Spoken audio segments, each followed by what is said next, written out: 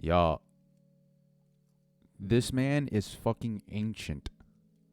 He started playing basketball during the fucking Bush years. All right? He went through a Bush era and then two Obama eras and then a Trump era and then now he's in a Biden era and he's still fucking killing it.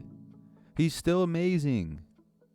He's like he had his most efficient shooting year in terms of effective field goal, although effective field goal isn't that great of a stat. But whatever, dog.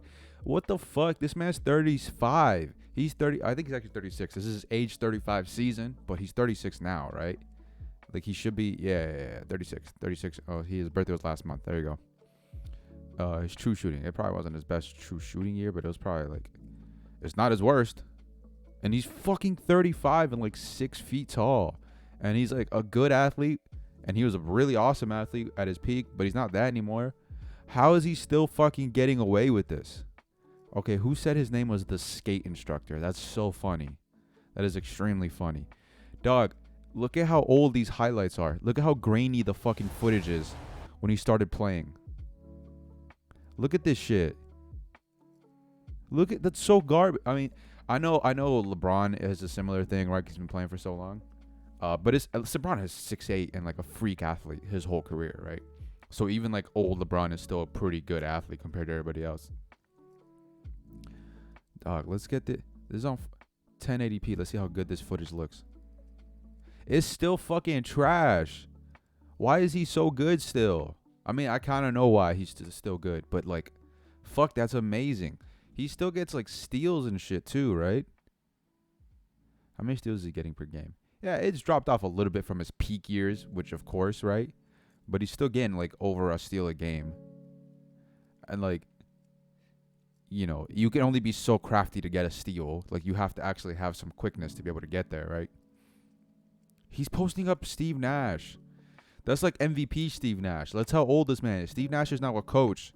Steve Nash has been out the league for like 5-6 years, and now he's a coach for a team that's probably going to win the championship. Yo, he's dropping dimes to Peja. Like, yo, his man is fucking decrepit and just getting buckets. He cannot miss from the mid-range. That's actually like the craziest stat. I'll just show that real quick. I don't want to make too long a video. I just want to like give him his credit. If you go to shooting by like area, look at him. Look at this.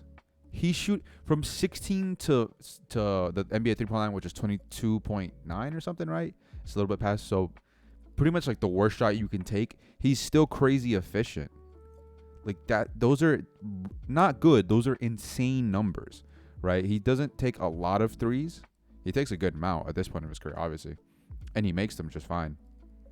He's actually never been really that bad. And this is probably like still near his peak athletically, so it's, you know, not a big deal that he didn't hit threes. But yo, this is insane. He's getting better too at getting the mid-ranger, which is good because when you get older, you have to rely on the mid-range a lot more because you can't get to the rim, especially when you're like his size and you can't explode in the rim. But nah, dude, he's a fucking monster. Yeah, look, yeah, the shots at like straight at the rim, those go down. Like that's what happens when you lose your athleticism, right? Like every year he takes less and less and less shots from 0 to 3 feet. Of course, he still makes them enough, but it doesn't matter if he can just always shoot 50% from mid range, which is pretty much what he does his entire career. Like he's getting better and better and better and more consistent with it. Like, that's money. He's not missing that. Like, it's, you know, maybe there's like a switch system that could like take away some of his greatness, but that's why you have Devin Booker there, right? He doesn't have to. I'm not even saying he's the best player on the team, right? He's just a really good player, which is an incredible thing at 36 years of age. And he's doing it with an injury. Like, it's not even the best version of himself right now. You have to assume that with a summer off, whenever they lose, I mean, maybe they win the championship. I don't know. They have a really awesome defense. I wouldn't expect it, but I wouldn't be shocked either. Like, I think they're really good. He's a monster. This shit's so grainy, and he's still getting buckets. Like, it's hilarious.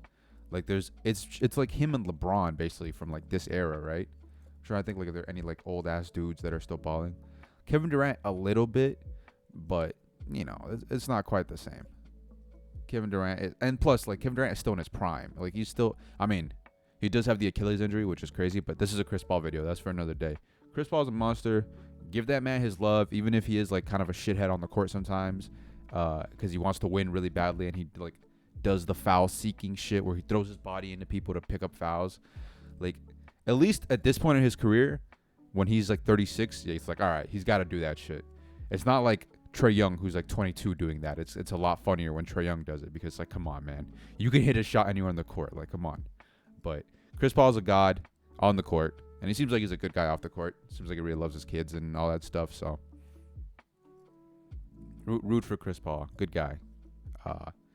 Who's sometimes an asshole, but he's just a fun player to watch. I was like in high school when I was like, damn, Chris Paul's one of my favorite players to watch because I love the way he uses the pick and roll. And it's like, he's still doing it. He's still doing it. How?